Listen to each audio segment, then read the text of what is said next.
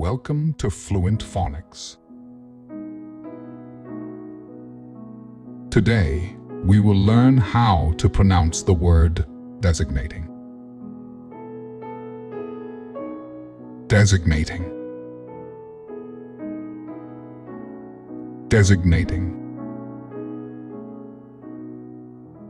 Designating.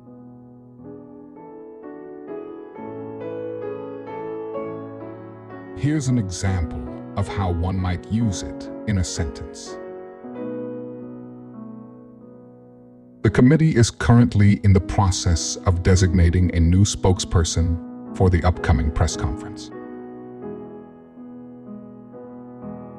Designating in this context refers to nominating or assigning someone for a specific role or task within a group or organization.